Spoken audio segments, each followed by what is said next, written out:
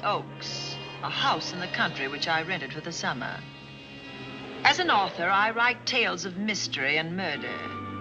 But the things that happened in this house were far more fantastic than any story I've ever had published. I brought a staff of servants from my city apartment, and my maid Lizzie Allen, who had been with me nearly 20 years. Lizzie? Yes, Miss Cornelia? Is the car ready? It's at the door. Look, Miss Cornelia, them servants you brought from the apartment are talking about walking out on us. Really? Well, I know they don't like it here, but I didn't think it was that bad. Well, they've been hearing things about the killer that the police call the Bat and the murders that he committed here this past winter. Now people are saying that he's back again. Well, how can they be sure of that? Has he committed another crime? No, not yet, but that ain't saying that he won't. Here's something else. You've heard about the bats they have here. Animal bats, the kind that fly. Yes, yes. Look what it says in this magazine. This is a report from the State Health Department, and it says some of them bats is rabid. Well. And that ain't all. Now there's a rumor going around that it was the bat himself, the killer, I mean, that released the rabid bats in this neighborhood. Oh, that's ridiculous. Well, the housekeeper, the cook, the butler, and the upstairs maid don't think so. Well, I can't help what they think. If hysterical nonsense like that can scare them out of their good jobs, it's their loss, not mine. Come on, Lizzie, I've got to get to the bank.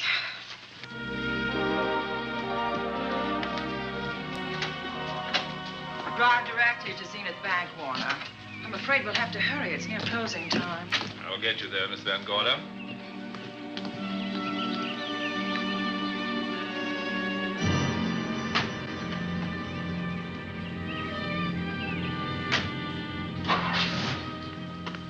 Thanks again. Miss Van Gorder. How do you do, Mr. Barry? How are you? I'm very well, thank you. You remember Lizzie Allen? Of course. Hello, Miss Allen. How do you do? So you're spending the summer with us again? Yes, yes. I've leased the Oaks, the home of your bank president, John Fleming. I heard you had. I was surprised. Why? Is there something the matter with it? No. I was surprised because Mr. Fleming said he would never rent it. Oh? Well, I rented it from his nephew, Mark Fleming, who has the real estate office here. He said his uncle would be gone the entire summer. Well, that's right. Mr. Fleming's in the North Woods now with his physician, Dr. Wells. Oh, pardon me. Dale, I want you to meet my wife. We were married at Christmas time. That must have been nice. Believe me, it was. Oh, here she is. My wife, Miss Van Gorder, Miss Allen. How do you do, Mrs. How do you do? Cornelia Van Gorder. Yes. Oh, well, I've read every murder mystery you've ever written. I just adored that weird one, The Private Morgue of Dr. X, even though it gave me the shivers. Only the shivers? Scared hell out of me. Oh. Well, I really mean that Miss Corney killed them off in that one. When you refer to my books, please don't call me Miss Corney. Pardon me, Mr. Bailey. Mr. Hines is here to see you. Oh, yes. Excuse me, please. Don't be strangers now. No, no, I we should won't. say not. Oh, so you're a bride. Well, not quite. Not since Christmas. No, I'm sure I've seen you. Well, I used to be my husband's secretary here in the bank. Of course I remember. May I welcome our most distinguished visitor back to Zenith? Oh, that's very charming, but, Lieutenant Anderson. Lieutenant Anderson, of course. Chief of Detectives of the Zenith Police Department. This is Miss Allen. Miss Allen. How do you do? Lieutenant Anderson is one of our favorite citizens. He's on the bank's board of directors. Not bad for a policeman. You must have made a good thing of it. Oh, Well, I saved my money, if that's what you mean. It's near closing time, and I've got some business in the safe deposit vault. Please come and see me, Mrs. Bailey. Oh, I'd love to. And you, Lieutenant. Thank you. Goodbye. Goodbye. Nice to meet you. My, what a charming woman. She moved into the Oaks just the other day. That house is a proper setting for a writer of mysteries. Oh, it certainly is. Vic, what's the matter? Come in here, both of you.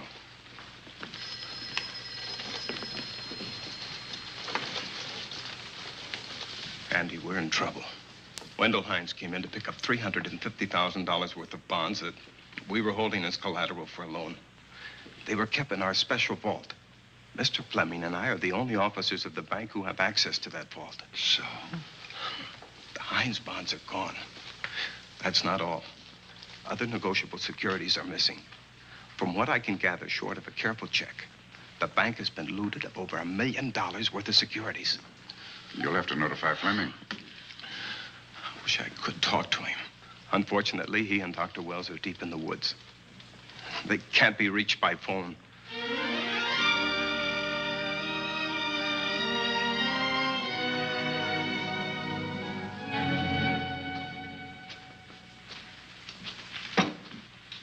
What is it?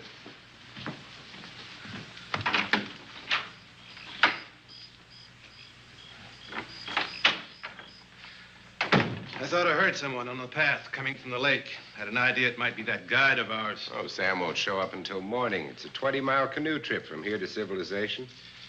5 will get you 10. Sam has a message for me. I thought you told him at the bank not to bother you. I did, but they'll bother me. Doctor. Yes, John. What would you do for $500,000? Anything short of murder. Why not murder? Too messy. Too great a risk? For $500,000? Yes. I pinched $1 million from the bank. Well, I'm not kidding. I embezzled it. Not that I think you wouldn't do it if you thought you could get away with it. I got away with it. I'm not talking about currency. I took negotiable securities that could be converted into cash. I have the cash in 10s, 20s, and 100s. Well, I'm your doctor, not your lawyer. Why tell me this? You'll find out why. Who's going to take the blame for the robbery? Bailey, the cashier. They'll never suspect me. I like Bailey. Well, so do I. I love the guy. I gave him his first chance. He has a lovely little wife. Charming girl. Was the best man. Where's the $1 million? In my family's tomb in Zenith. In the crypt with my father's casket. I don't buy that, John. No? No. You forget that I had you in charge when you were a very sick man. When you raved in delirium. And I heard you talk about a hidden room. Now, where else could you put a hidden room except in that mansion you built? That white elephant you call the Oaks. Look, everyone knows I have a bad heart. Now, who would doubt it if you wired the bank directors that my heart had failed? That I had fallen from a great height here in the woods. And that I was badly smashed up. You could ship the body back for burial and instruct them not to open the casket due to the condition of its contents. Well, you realize, of course, that we'd have to have a body to put in that casket, which means that we'd have to deal with an undertaker at this end. Of course. Well, where do we get a body? Couldn't we provide one of our own? How about Sam? Sam, our guide? Sam weighs about as much as I do. He's practically a hermit. He wouldn't be missed for a long time. The local undertaker would know him. Not if we made him look as if he'd been in a serious accident. But if Bailey's going to take the blame, why'd he have to do this? A jury might acquit him. In that case, I'd be a logical suspect. I could disappear, of course, but it's safer if they think I'm dead.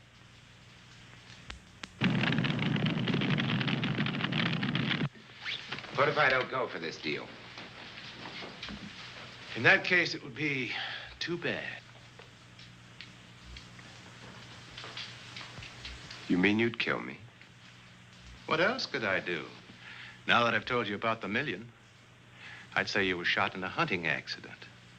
Now, look, Doctor, if you can find another body instead of Sam's, it's all right with me. There's $500,000 in it for you. I'll do my best. I smell smoke. So do I. What's that noise? Look, Doctor, the woods are on fire. It's coming this way.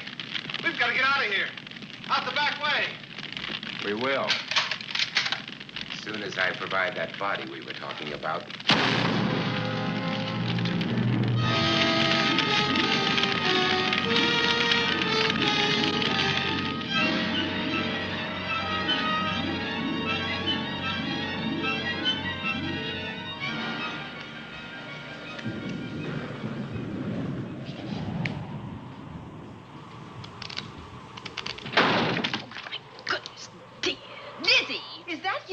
Yes, Miss Cornelia.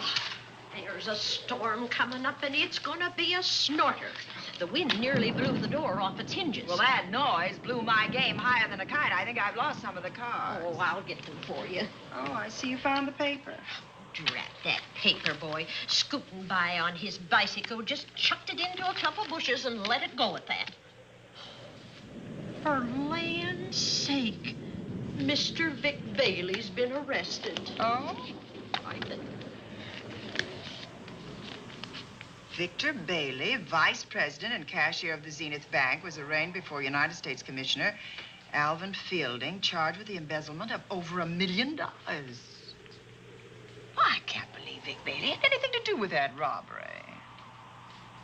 Oh, well, I see our landlord is home again. Landlord? Mr. Fleming.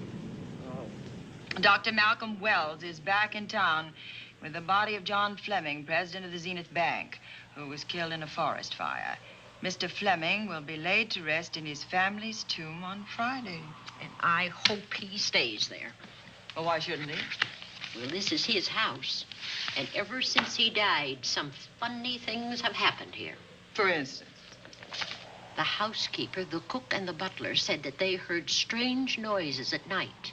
And the upstairs maid swore that she met a man without a face coming up the back stairs.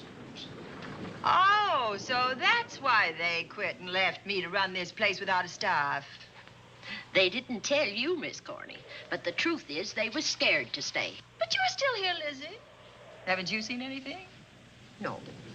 No, and even if I had, I ain't afraid of ghosts. They're afraid of me. Honest, Miss Corney, a spiritualist told me once that ghosts was allergic to me. But this Bat feller they keep talking about in the paper, I guess he'd be different. No, I don't think you'd have the same effect on him. Oh, dear. What are they trying to do? Drive people away from this part of the country? Why, what does it say about the bats? His specialty seems to be killing women. My goodness, 2 of them in one night. All his victims died the same way, like their throats had been ripped open with steel claws. That's a charming little caper. I'll have to try it sometime. In a book.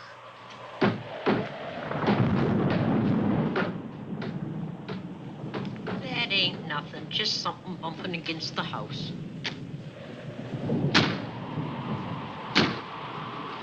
That's just the wind banging a door. Pay no attention to it. Listen to this. One of his victims, who lived for a moment after she was found, described the bat as a man without a face. Honest, Miss Corney, I think that woman must have been exaggerating.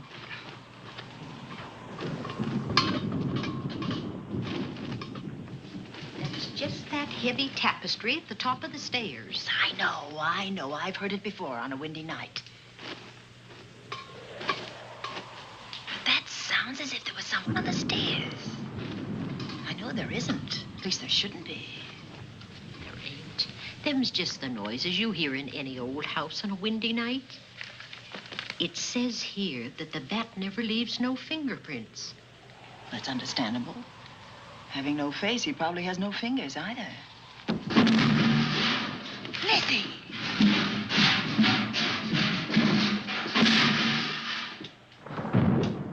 And that, I suppose, is the cat dropping its dentures.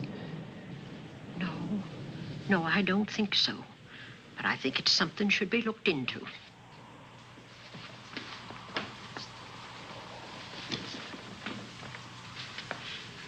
who chucked him down here?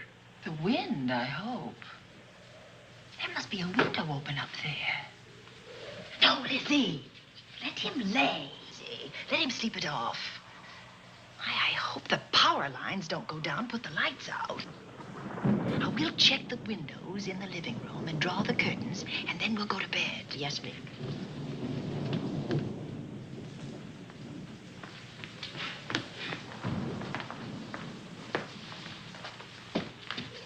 I won't be a minute.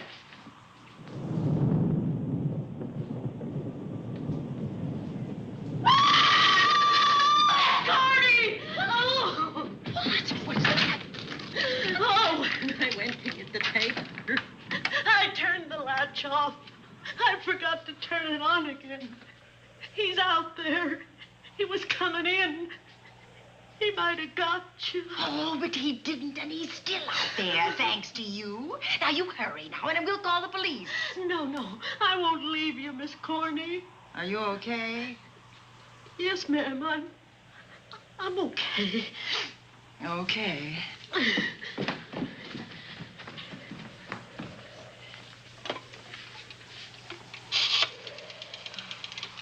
Operator? Give me the police department, please. Zenith Police Department. This is Cornelia Van Gorder. I'm living at the Oaks. We know about that, Miss Van Gorder. Just a moment ago, a man tried to force his way into this house. You're not alone there, are you? What about your servants? Well, I have none except my chauffeur, and he's away. He won't be back until the morning. Now, there's only 2 of us here tonight, and we're going to lock ourselves in my room. Now, if any of your men see anything, will you have them call me? I'll send officers over there right away. Oh, thank you very much. Come on, Lizzie. We're going to sleep in my room.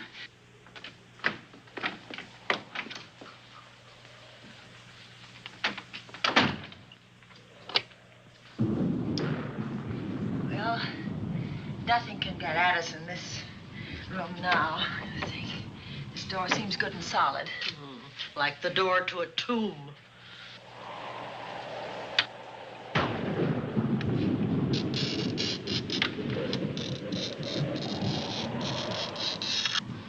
I think that couch will be comfortable. There's some extra bedding, you know. Yes, ma'am. Closet. Let's see now.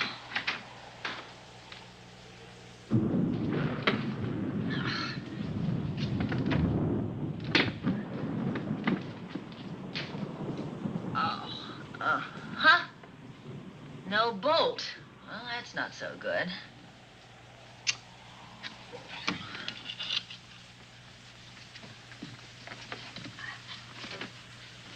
What's that for? That, my good woman, is a booby trap. If anybody tries to open this transom, this will be knocked off, and we'll hear it fall.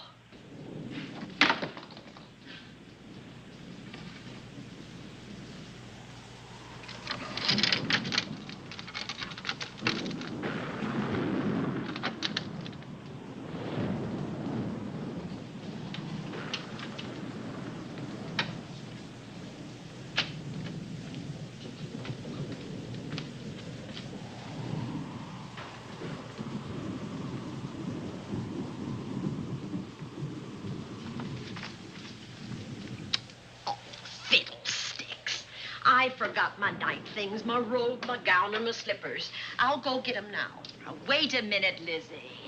I'll go with you. Now, don't you bother, Miss Cornelia. My room's just down the hall. Lizzie, I told you to wait. It's all right. I'll only be a second. Get in here. Get in here.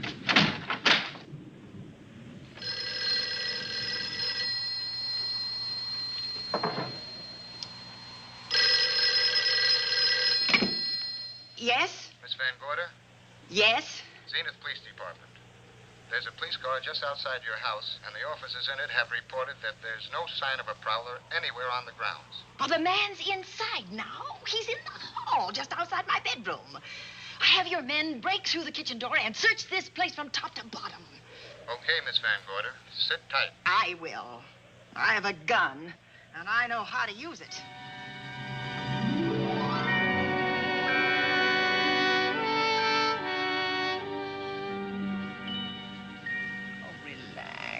relax, Lizzie. The police did a good job. They couldn't find anybody in here.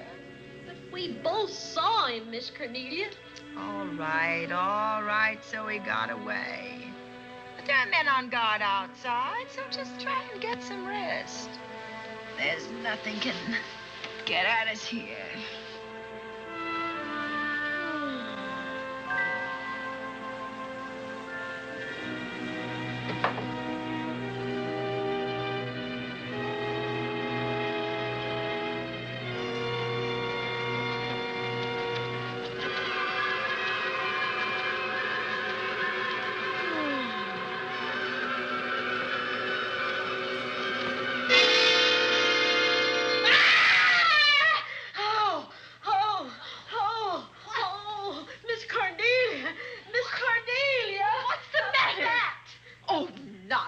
You've had a nightmare. Maybe I did. But there was a bat in it, and it bit me. And it flew in that closet. Oh, good gracious, Lizzie, you're right. Oh.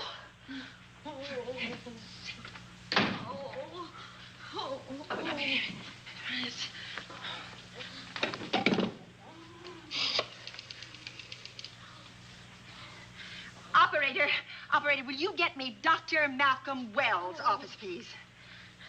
No, I don't know his number, and I have no phone book up here, but this is an emergency. Will you connect me with his office, please? Oh, dear, I'm going to get the rabies. Hello? Hello? Dr. Wells' office? This is a call service. Dr. Wells is out at the moment, but if you'll give me your name and number, I'll try to locate him. Well, this is Miss Van Gorder of the Oaks. My maid has just been bitten by a bat that may be rabid, and she must have treatment as soon as possible. And I was told that Dr. Wells was the nearest physician. I'll try to find him for you, and if I can't, I'll send you another doctor. Oh, well, thank you very much. Oh, he's out on a case. Oh. Oh, I hope it's not a delivery. A baby, I mean, they can be terribly complicated. It never bothered me none. Oh, Lizzie, you never had a baby. Of course I didn't. That's why they never bothered me. Oh, does it hurt, huh? Little.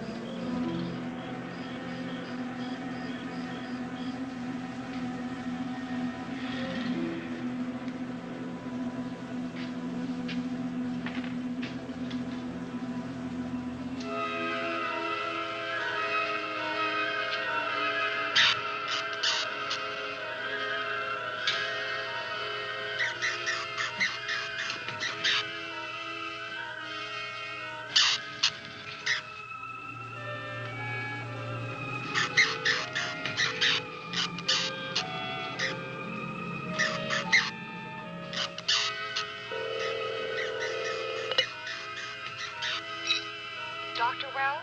Are you there, Dr. Wells? Are you there, Dr. Wells? This is the operator. Your call service is on the wire. It's an emergency. This is Dr. Wells. This is your call service, Doctor. Oh, hello. I was just doing an experiment. I left the receiver off. That's what I thought, but I kept trying. Miss Van Gorder at the Oaks called and said that her maid had been bitten by a bat, and she's afraid it might be rabid. What? Oh, all right. Tell her I'll be right over there.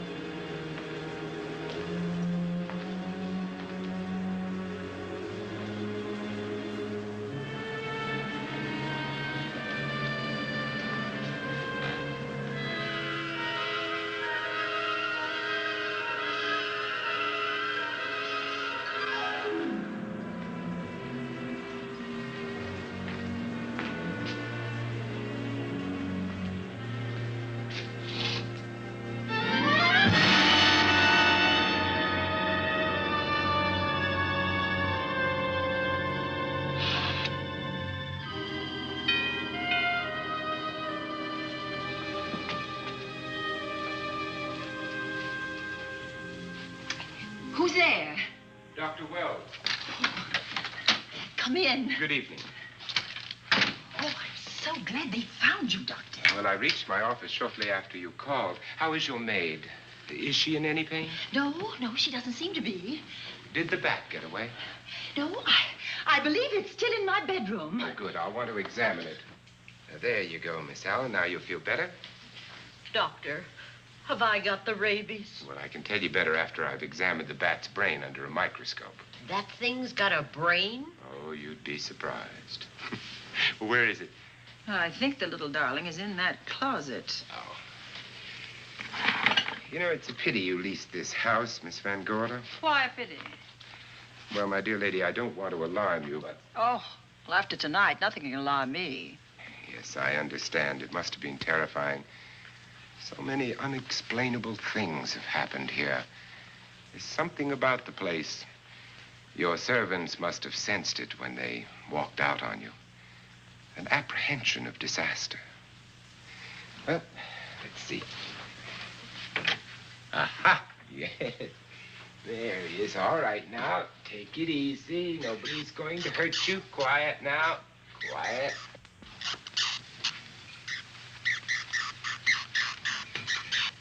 He looks quite normal. Doesn't seem to be sick at all. Oh, ain't that nice? I've been worried about him. Well, you should be. From his appearance, I'd say that he doesn't have any infection. In which case, you've had a narrow escape. Now, you take one of those tablets I left for you, and I'll guarantee you a good night. And I'll drop in on you tomorrow. Oh, thanks for everything, Doctor. Now, don't worry. I can find my way out. Oh, I know you can, but do let me help you. Oh, don't forget that once I'm gone, you'll have to climb those stairs alone. Oh, I'm all right. I'm armed now. Can you shoot one of those things without shutting your eyes? Oh, Doctor, there are guns in every book I've ever written. I don't write about things I'm unfamiliar with. Lock the door, Lizzie. Good night. Yes, ma'am. Good night, Doctor. Accident? No, the wind blew him down. Oh. I think. Oh.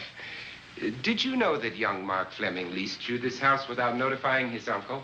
No, I didn't. Well, it doesn't matter now. John Fleming is dead and Mark's his heir. But if John were alive, he would warn you to leave here, Miss Van Gorder. Really? Yes. It's been a tragic place for anyone who ever lived in it. Well, good night. Good night, Doctor. Who's out there? Nobody you need worry about, Doctor. Oh, it's Andy. That's right. Oh, good evening, Miss Van Gorder. Good evening, Lieutenant. Somebody sick here? My maid was bitten by a bat. Oh? A rabid bat? Well, I'll know for sure when I get to my lab. I caught the bat. It happened indoors? In my bedroom, yes. How'd it get in? Well, there are many ways a bat could get in a house. You ought to know. I spotted this hole in the window the minute I got here. Why? That's where the two-legged bat got your door open. Miss Van Gorder told me that she phoned headquarters at Zenith. Yes, I phoned twice. The second time was after the prowler got in the house. Weren't you at headquarters, Andy? No, but they contacted me. An officer came and searched the house from top to bottom, but they couldn't find the bat. You better have this window fixed tomorrow. Oh, yes, I certainly shall. Yes, and I'd better be going. I'm due in surgery at 8 o'clock in the morning. Good night. Good night, Doctor. There will be a man patrolling the grounds all night, Miss Van Gorder. Oh, thank you. And nobody inside, Andy? Why should there be? Well, how do you know but what the bat is hiding somewhere in the house? I'm quite sure he isn't in the house, Doctor. Not now. Good night. Good night.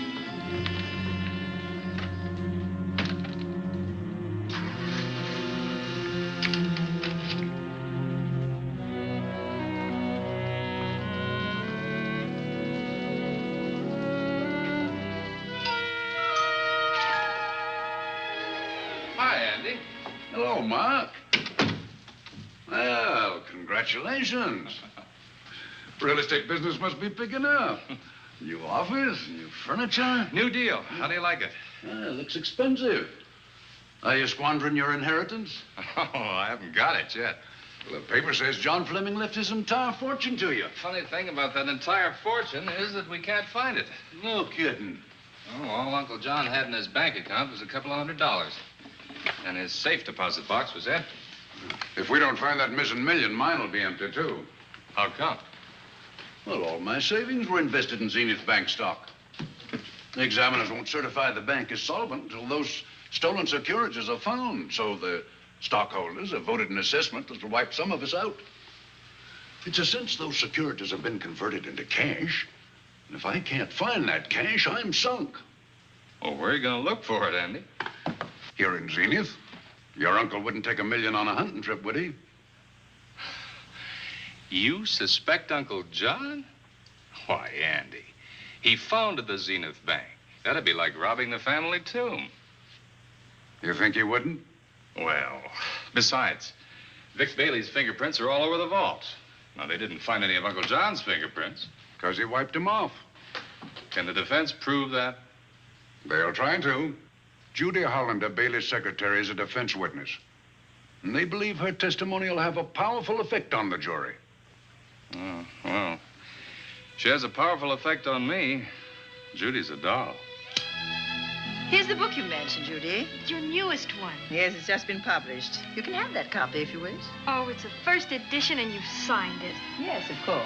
Thank you so much. May I serve tea now, Miss Van Gorder? Yes, please do, Warner. Thank you. Well, I see you've engaged new servants. Yes, of course. Well, how did you persuade them to live in this house? Well, Jane Patterson, my new housekeeper, knows this house better than you do, Doctor. Oh? She worked for John Fleming. And Warner was my chauffeur. Chauffeur turned butler? Yes, incredible. He can play any part at a moment's notice. Did you get a plumber, Warner? No, we can't get a plumber for 3 days, madam. What about that leaking pipe? The basement will be flooded in 3 days. The pipe is no longer leaking. You mean it's dried up of its own accord? No, not quite. I packed the elbow where the water was coming out. Packed the elbow? Thank you, madam. Now, there's a character. How long did you say that he worked for you as chauffeur? About 3 months. Well, I hope he doesn't have a police record.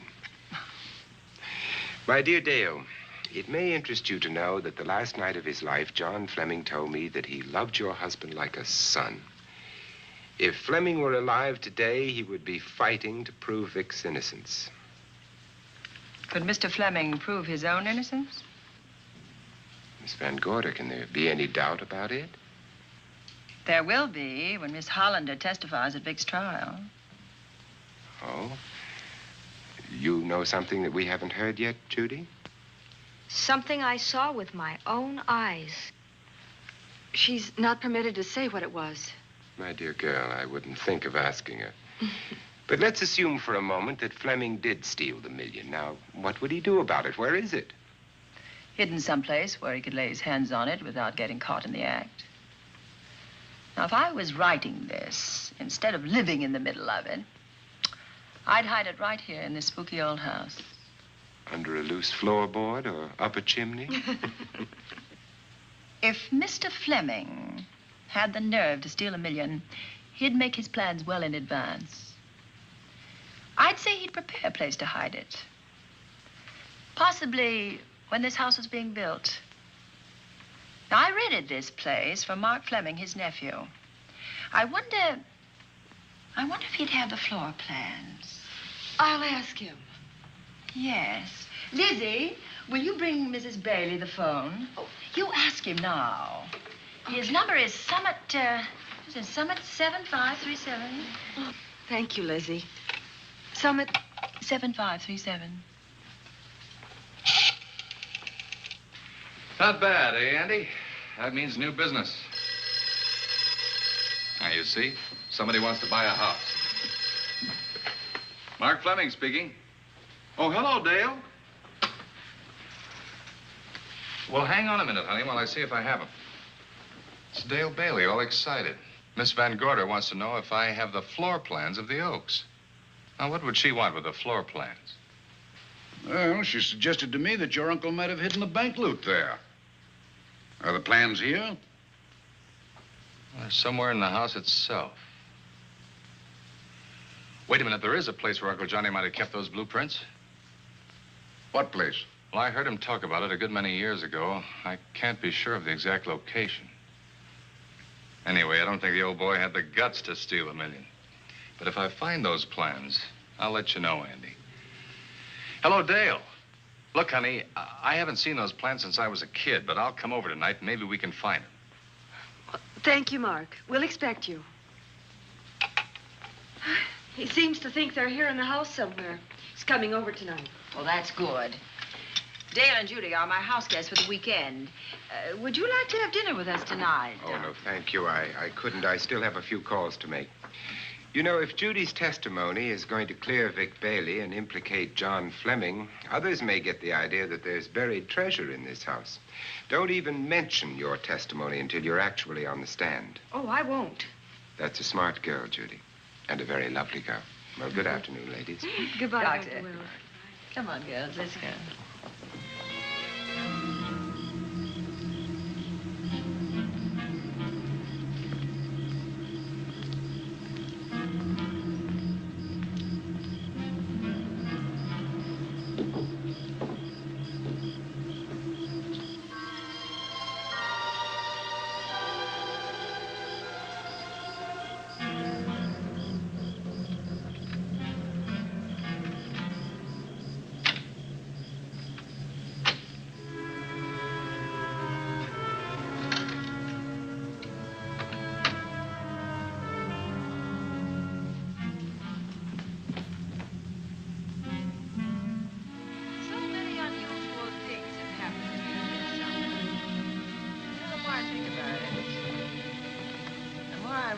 I should be putting them down on paper.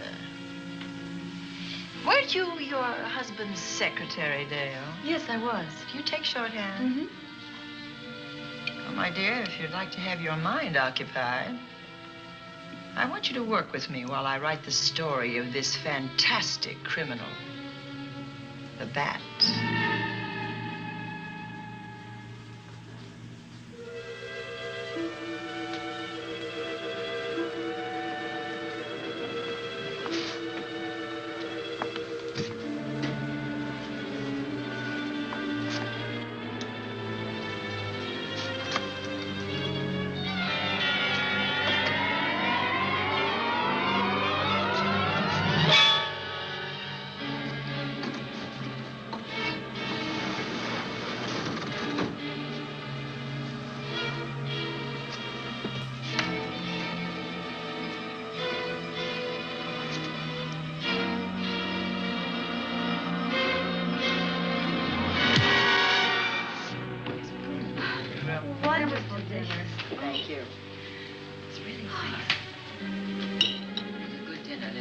As usual. Wonderful. Oh, what a lovely piece of silver. It's an original, isn't it? Yes, they still use them in England for buffet breakfasts. Some hot water in the bottom. Keeps your kippers hot, your sausages, and your scrambled eggs. Interesting. It's very useful. Really nice.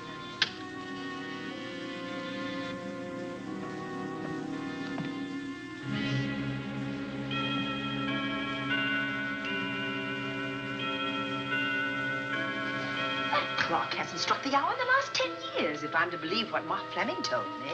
Why is it angled away from the wall like that? I don't know. Somebody must have moved it. Lizzie, very likely when she was dusting. Wait a minute.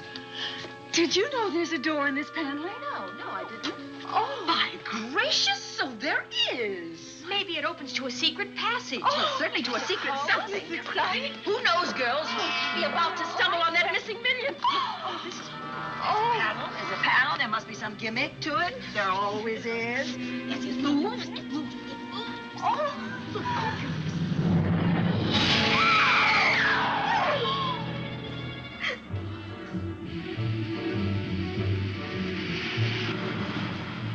Calling car 11. Calling car 11. Proceed to the Oaks in Zenith Township immediately. A homicide has been reported. Okay. Proceeding to the Oaks. Notify the county coroner, Dr. Wells. Tell him to come to the Oaks at once.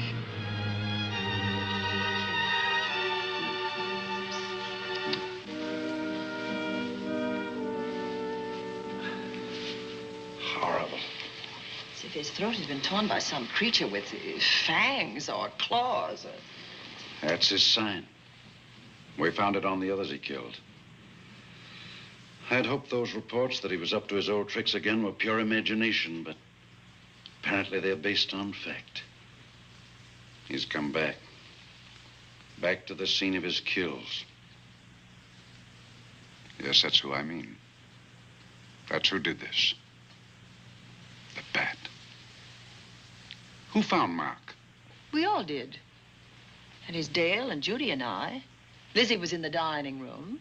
This is my new housekeeper, Jane Patterson. You know, she worked for John Fleming. I know her. Where were you, Mrs. Patterson? In the kitchen, cleaning up. I cooked the dinner tonight. Did you know that the secret closet was here? No. It was behind the grandfather's clock. Well, it was I who found it, really. Noticed the clock had been moved and the door wasn't quite closed. I'll get it.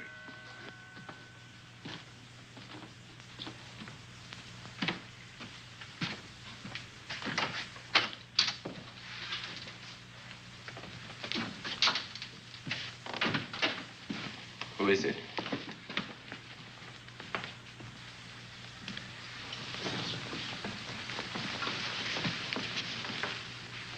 Mark Fleming. As coroner, you saw the same wounds on the others. How long's he been dead? Oh, I'd say about a half an hour. Do you believe it was the bat? That's a bat's trademark. Perhaps he's still in the house. That's possible. Why should he be? Because he's looking for something, and like you, he believes it's here. And he's a persistent killer. I would advise you to get out of this house as quickly as possible, notwithstanding our expert police protection. Have you called the morgue? They're on their way here. Oh, good. I want to examine the body before they get here. May we take it into another room? Yes, to the sunroom in the back. Thank you. Give me a hand. Excuse me.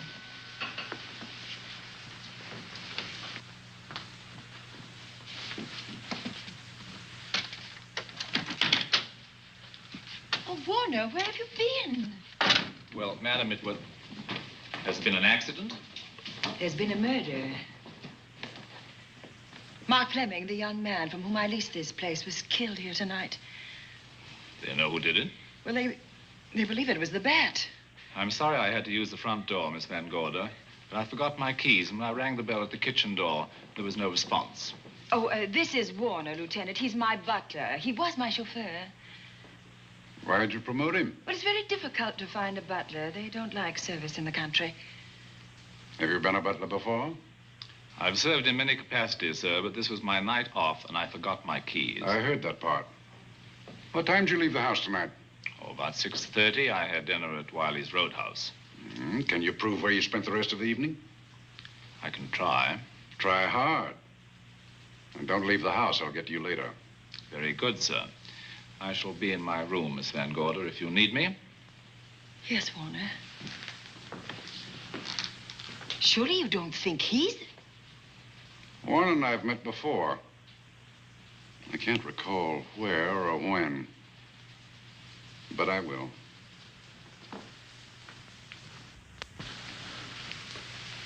There'll be a crew here shortly from headquarters, dusting for fingerprints, taking photographs.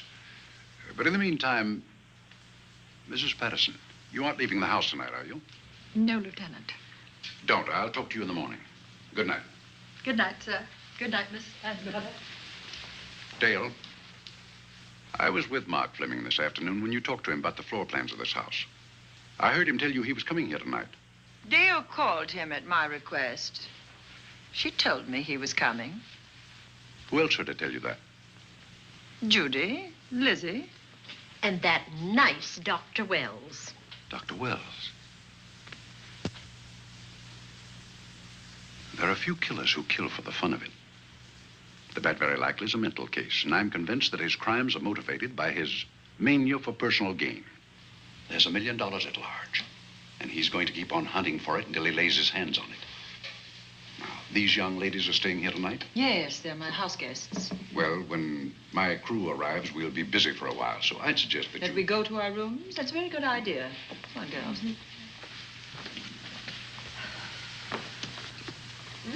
police guard for this house tonight, Lieutenant. You've got one.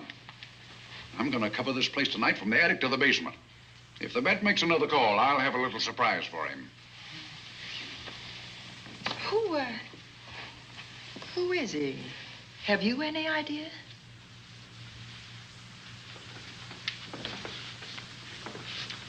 He could be anybody. So far, there are clues to his identity, but nothing we could take before a jury. I'm afraid we must look higher than the criminal world. He may be a merchant, lawyer, doctor, scientist, one of the pillars of his community. Ladies, lock your doors tonight. Stay behind them. I promise you you'll be safe. Good night. Good night, Lieutenant. Good night.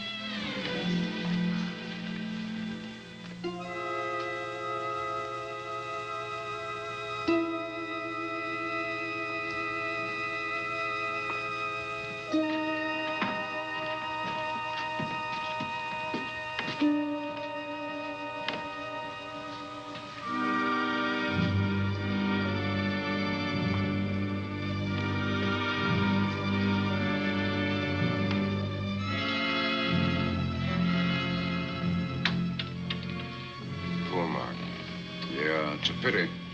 So young. Well, Doctor, do you agree it was the bat? In my report, I shall say the death was caused by the same technique used in the other killings. A paralyzing blow to the throat, followed by severe lacerations of the jugular, resulting in excessive hemorrhage. In a layman's language, he didn't know what hit him. Oh, he knew. But he didn't have time to think about it.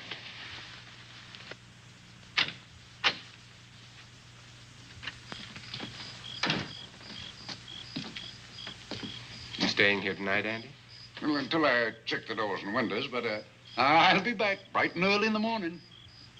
Neither snow, nor rain, nor heat, nor gloom of night stays these couriers from the swift completion of their appointed rounds. A lot of people are due for a shock when I close this case. Yes, I'm sure they are. Good night, Andy. Don't get hurt. Good night, Doctor.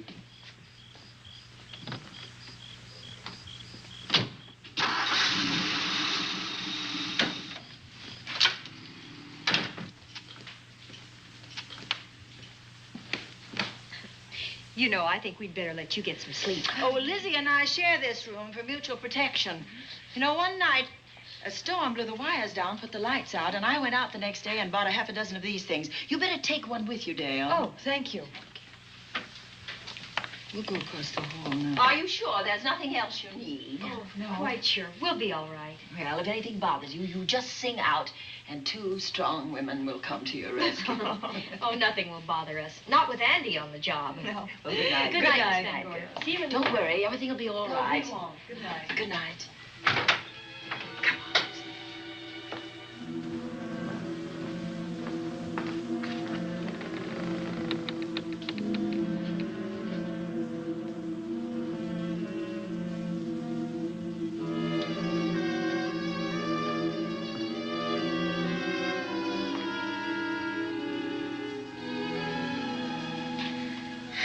I don't think I'll sleep tonight.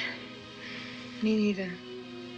All I can see is poor Mark Fleming staring at us. I thought that when people died, their eyes closed, as in sleep. Don't think about it. I'll bet you're thinking about it. No, I was thinking of my poor husband sleeping in jail tonight. Oh, Judy, I love him so much.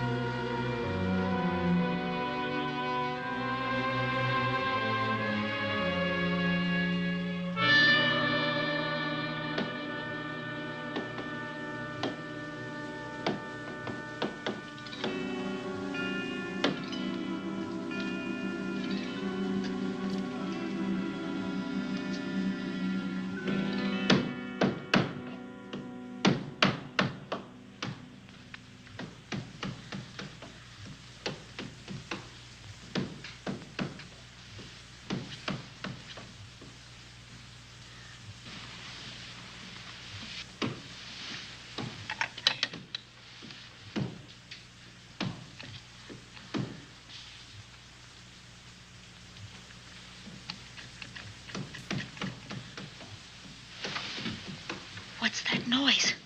Oh, I don't know. I kind of fell half asleep. For a moment, I thought it was something from a dream. It's somewhere in the house. Yes, on the floor above. Not directly over us. Probably a room overlooking the driveway.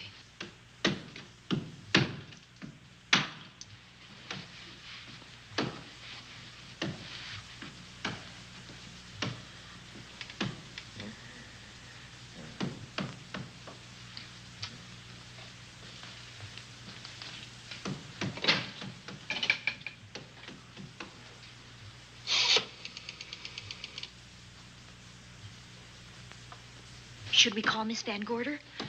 She'll hear it. How can she help but hear it? Oh, besides, we don't want her to think we're a couple of hysterical women. Well, I'm about to become one. I've dear. had it for one night.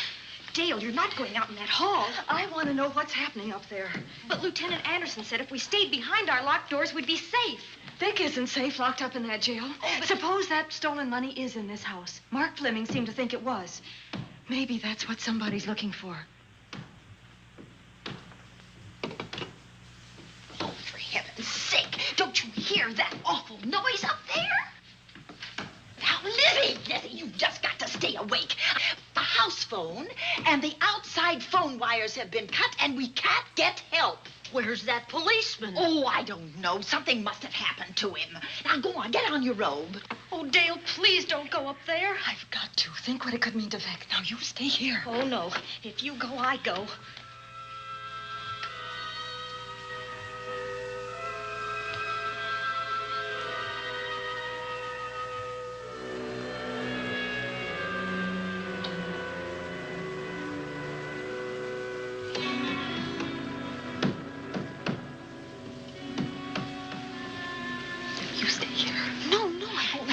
Alone? You wait here. I'm going to see what it is. Oh, please let me go with you, Judy, will you warn me if anyone comes? I'll only be a moment. Now, wait.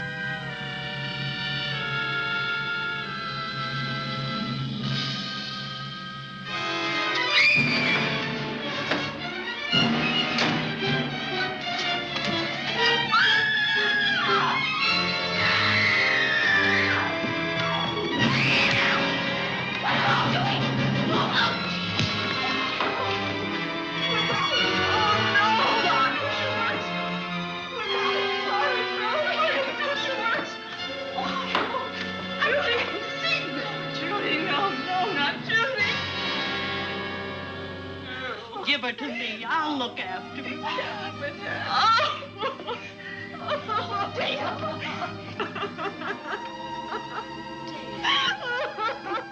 Poor baby.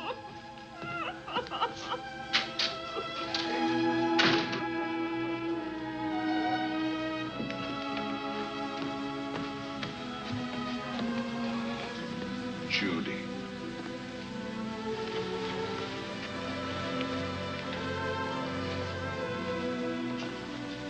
The bat. Yes, the bat. He caught her at the head of the stairs. We saw him rushing down the stairs as we came out of the room. I hurled that after him. I hit him, I believe. I'm going to cover this place from attic to basement, you said. Well, what were you covering when that poor child was murdered? Where were you? I saw a man outside in the grounds. I went out there and hunted him. I heard him in among the trees, and so I followed the sound of him as far as the brook down near the back road. And then I lost him. I'd rather give my own life than have this happen to Judy. But I told you to stay in your rooms and lock your doors and stay there. What was she doing at the head of those stairs? That was my fault. They heard a strange noise. Heavy pounding in one of the rooms on the 3rd floor. We all heard it. I wanted to see what it was. Judy, wish she wouldn't let me go out by myself. I made her stay on the balcony. What about your new butler? Oh, well, he's in his room, I suppose. Oh, Mrs. Patterson. Oh, yes. Did you know what happened here? No, sir, but I heard the screams. I went to call Warner. We have rooms on the same floor, but he wasn't in his room. His bed hasn't been slept in. If Mrs. Patterson heard the screams, Warner could certainly hear them. You're quite right, sir. I heard them. Oh, you did? And where were you? Outside in the grounds. Miss Holland has been murdered. No. Oh, so you're surprised. Shocked. Well, I've seen better performances. I remember you now. Your name's not Warner. I've got a circular in my office with your picture on it. The Chicago police not so long ago were hunting for you in connection with the robbery. You're right again, sir. And they found me and they tried me and I proved my innocence and I was acquitted. That could have been a lucky break. Where were you when this child was killed? I told you before, sir. Outside. What were you doing there? I was following you. I saw you leaving the house, and it seemed that you were hunting someone. I thought you might need some help. Oh, yes, sir. I followed your flashlight down through the trees. Then it disappeared. And then suddenly, as I was staring out into the darkness, I was struck by something on the back of the head. The next thing I knew, I was lying on the ground. I realized I'd been knocked out. I wish you had been knocked out. But then we'd have found you with your mask still on your face. You were hit here in this house with this poker as you were rushing down those stairs after that child was killed. Oh, no, sir. You can't pin this on me. I'm not the bat. I've never killed. I couldn't kill. I won't take the rap for this.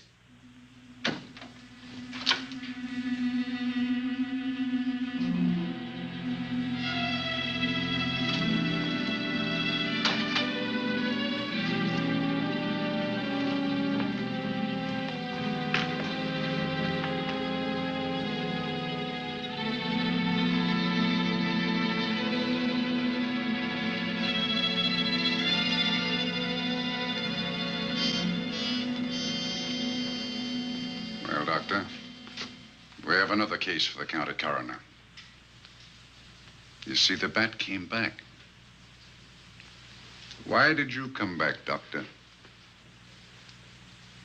Well, I had an accident about a mile down the road.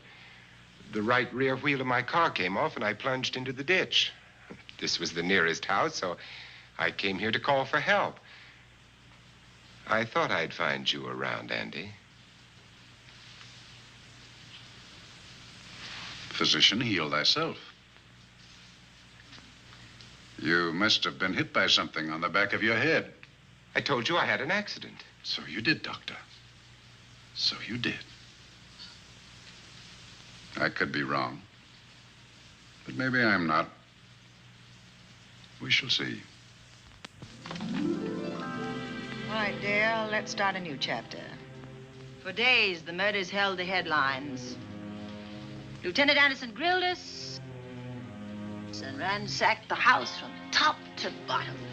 Warner was not placed under arrest, but his every move was watched. At night, except for a detective on guard in the house, the police and the reporters left us alone. And on one of those nights, without telling Lizzie or anyone else, I pursued a secret investigation of my own.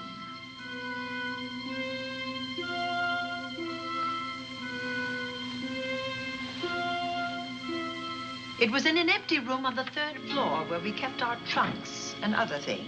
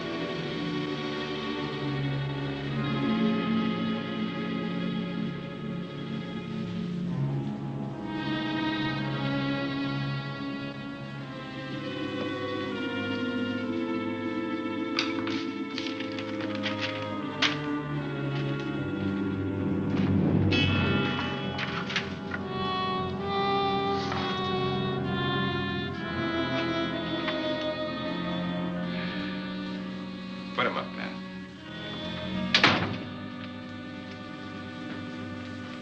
It's a bright idea to kill me in my own lab and let people think that I'm the bat. But you had to kill me first. What was it to be, ambush?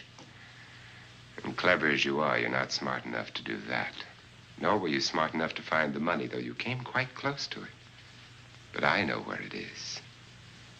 And when you're dead with that sign pinned on your chest, I'm going to collect it and live happily ever after.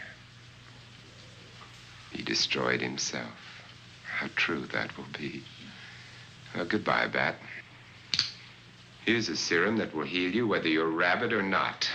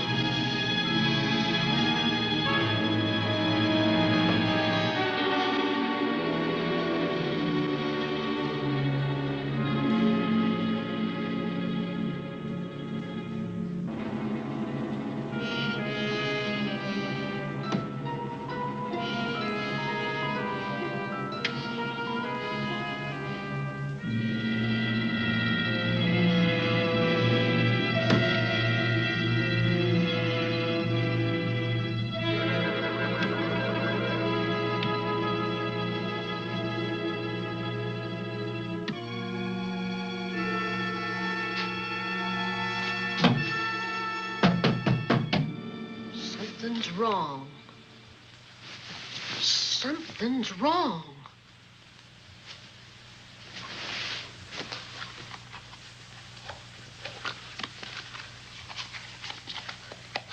Miss Cornelia.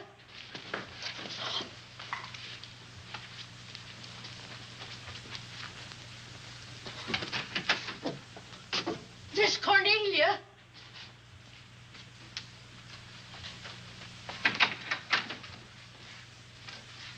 Now, where would she be going at this time of night?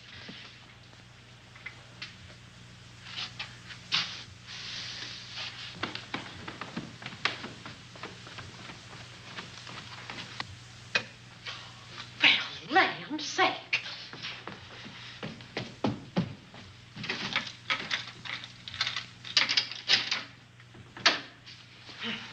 I never. Oh. Mr. Davenport. Mr. Davenport. Oh, a fine thing. The door unbolted, the chain off, and you asleep on the job. Wait till Lieutenant Anderson hears about this. Come on, wake up. What's the matter with you? I don't know. My head hurts. My whole body's numb. Here, take a sip of this. Try to snap out of it. I'll be back in a minute.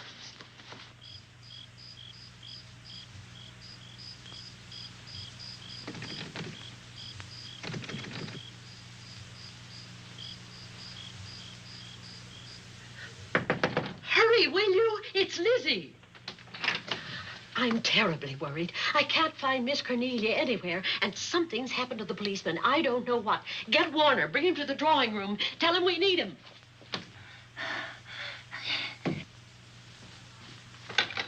Are you all right now? Yeah, I'll be all right in a minute. I remember now. I took a drink of wine from that decanter there. Miss Van Gorder told me to help myself. She wouldn't put nothing in it? Well, somebody did. Somebody who knew I was on duty here. Then it was somebody that got Miss Van Gorder. I can't find her anywhere. Upstairs, downstairs, or in the basement. I told the housekeeper to get Warner. Lieutenant Anderson will want to know about this. Hello. Yeah, this is Davenport at the Oaks. We've got trouble here. Well, for one thing, I was drugged.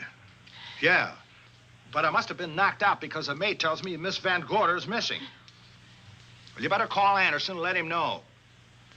He's not at home. Well, where is he? Out on a case? What case? Dr. Wells. What else did they tell you about it? Oh, hurry, will you? We've got to find Miss Cornelia. Okay. Lieutenant Anderson is out on a case. Dr. Wells was found dead in a room next to his garage, murdered. Dr. Wells? There's something queer about the killing of Wells, but headquarters won't talk about it. Lizzie, Warner isn't in his room. There's no sign of him anywhere. And I was supposed to keep an eye on that guy. Where's Miss Cornelia? That's what I want to know. Wait a minute. Didn't you say that the chain and the bolt were off of the front door? I certainly did. Well, maybe Miss Van Gorder went outside. Oh, she never would. We better look. I can't breathe. There's no air.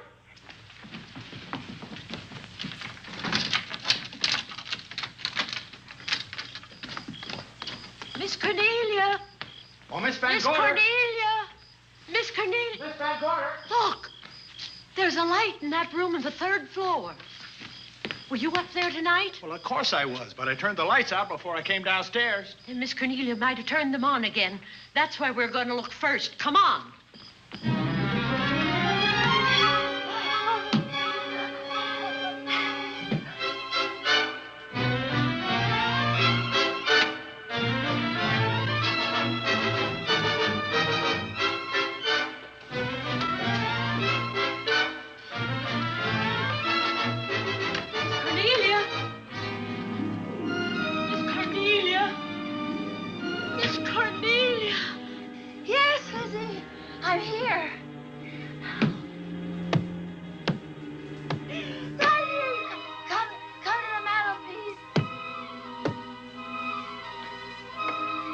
Miss Van Gorder, what do we do now? Over the mantel, there are 5 panels. Strike it with your hand.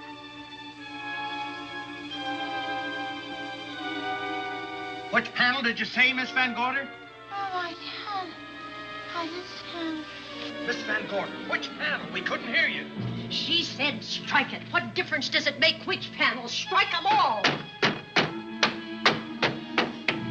Look.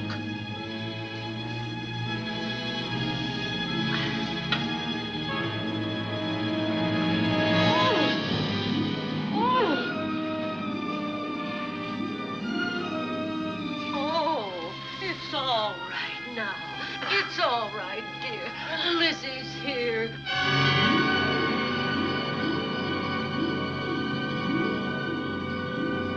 Feeling better? Yes, much better. We'll take you to your room. Oh, no, you won't. I'm going to stay right here. I'm quite all right. Oh, how blessed it is to breathe without an effort. You know, no one knows how sweet the air can taste until someone shuts it off for a moment. That room is just like a box. When the mantelpiece closed, it seemed like all the air was drawn out of it. Look, there it goes again. Let it close. I can open it from in here. There's a control panel behind this blueprint. Electric motor under the trap door here. Once the door is open, you can keep it that way. I believe that the fireplace in this other room opens the same way. And it does. I tried to find this, but I couldn't find it. Yeah, it's back at this blueprint here. Well, it's quite a setup. Too bad we can't open that safe in the same way. Take an expert to crack this box or a shot of nitro. Oh, maybe that's what the bat had in mind. Could be. Seems he's on the prowl tonight. Miss Van Gorder, Warner has disappeared. And Dr. Wells has been murdered. Dr. Wells? Lieutenant Anderson's on that case right now. Well, does he know what happened here tonight? They got word to him. He'll be here any minute.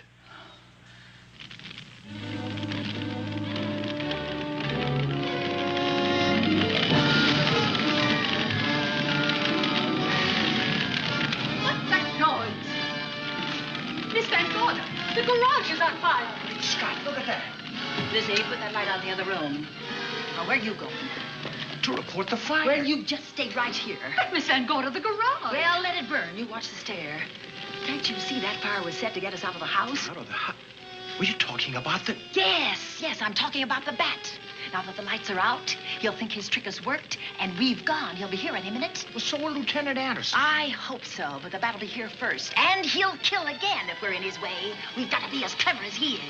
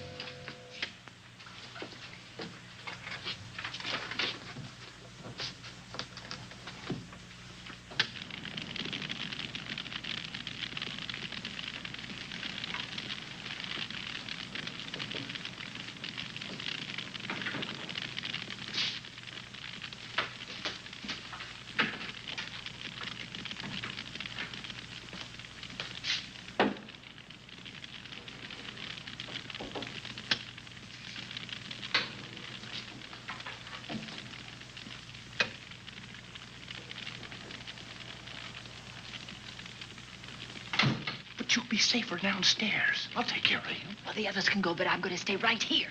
All right, but get out of sight.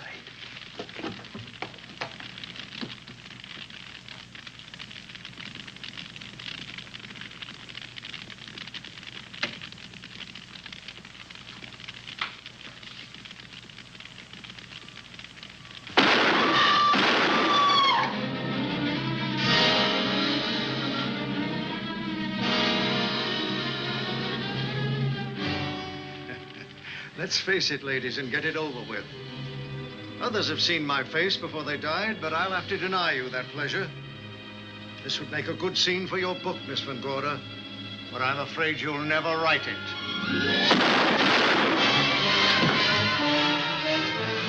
That is Warner. I could tell. You misjudged me, Miss Ellen. Warner! I don't like being a murder suspect, Miss Van Gorder. I was headed for a plane, but halfway to the airport, I changed my mind and came back. I'm glad that I did.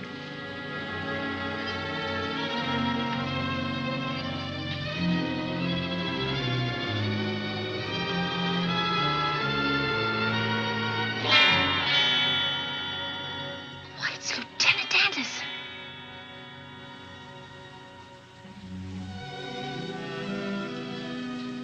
Yes, it was Anderson.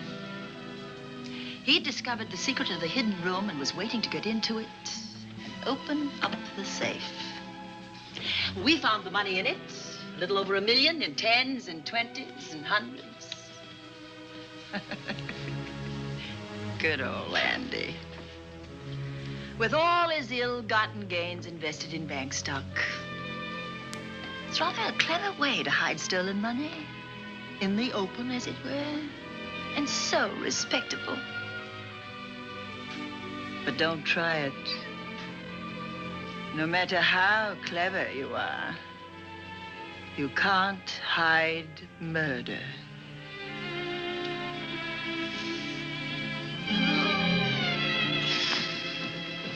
Well, that's it, Dale. That's the end.